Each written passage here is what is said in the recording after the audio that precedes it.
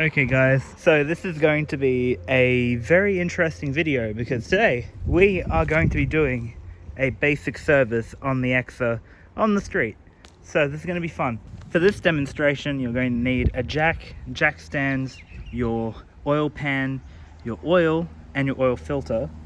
Also, just to make things easier, a oil filter tool might be ideal, especially for filters that are really hard stuck on. Finding a mounting point is going to be hard, so I'm going to have to go out on a limb and give this little mounting point a try.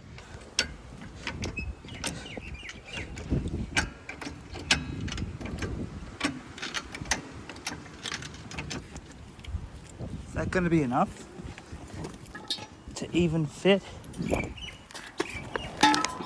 Hell no. This is not even going to be enough. Ended up working out that I can just jack it up from the sides, despite how dodgy it is. Oh. And now time to do the other side. But I'm glad it's a lifted car and not a lowered. Oh geez, here we go. This side on next. The worst part of the whole thing. Trying to get this thing out. Oofed. There you go. And now the jack's down. And that's how easy it is to get the car on jacks. And now for the worst sound ever. Jacks on concrete. So that's the first part down. Now we got to get in the car and we have to actually open the hood so that I can start to drain it. There we go. Here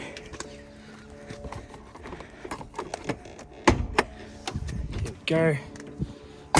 Fresh oil going in. So now that I got the Exa on stands, the next thing we've got to do is we've got to drain the old oil out.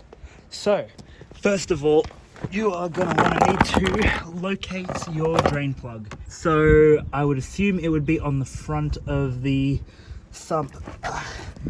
Actually, it's on the south side of the sump actually.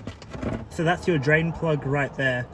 Also, god damn it, there's so much beading on this sump right here. It's like pretty much crunched.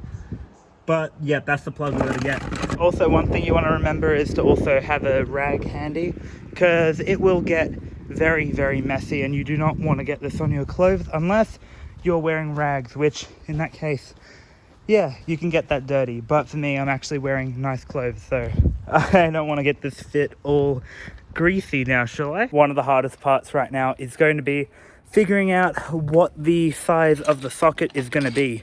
I have a bunch of different sockets in here.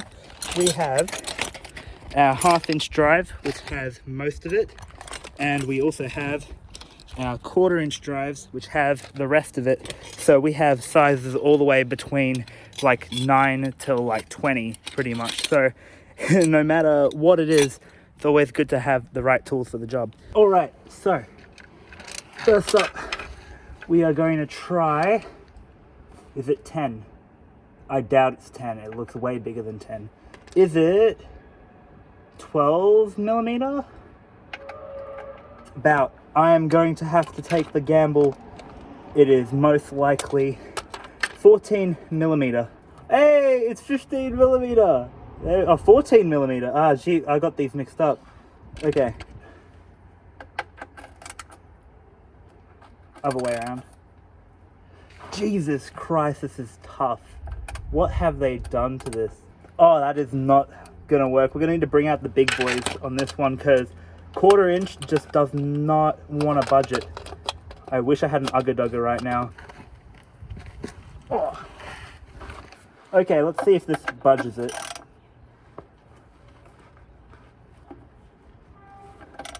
Come on. Rusty old Nissans. So, we managed to crack the nut. Oh god, that was painful. So now, just got to quickly swivel it. There we go. It's probably going to come out leaking pretty quick. Also, it's very sandy from the looks of it.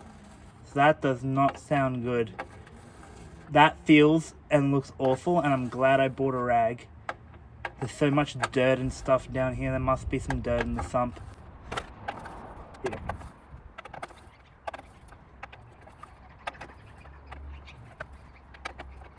Okay, here we go.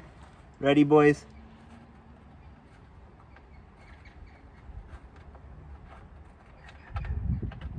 Oh, Jesus. Also, I should not be putting that on that. Clean it off. Far out. Let's see. Oh, that is crispy and gold.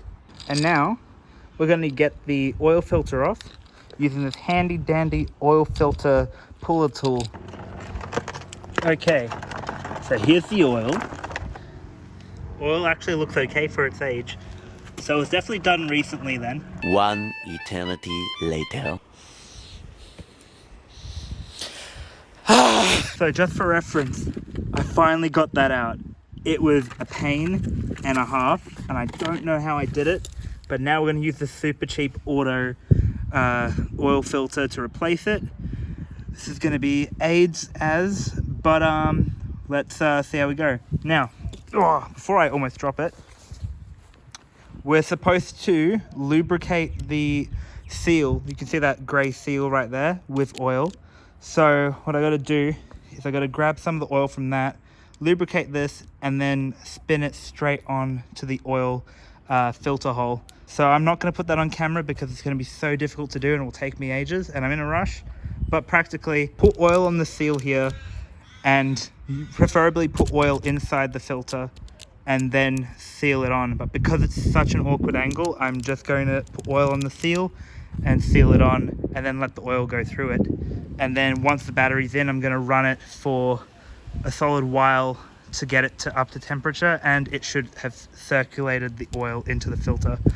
But anyway, let's get on with this because I got so much stuff I got to do. Now all you got to do is find the thread that you had it, screw it on, just hand tight, just enough to tighten it up. You don't have to over tighten it. The oil will lube up the seal and you won't have any issues. There we go, filling up the old boy. Whew. Now I'm going to take these to get them disposed of, and just for extra precaution, I'm going to tighten the sump plug. Oh, actually that's the wrong way. It's this way. There we go. Tighten your sump plug just to make sure it doesn't come out again while you're driving. There we go, and that's done. Oil change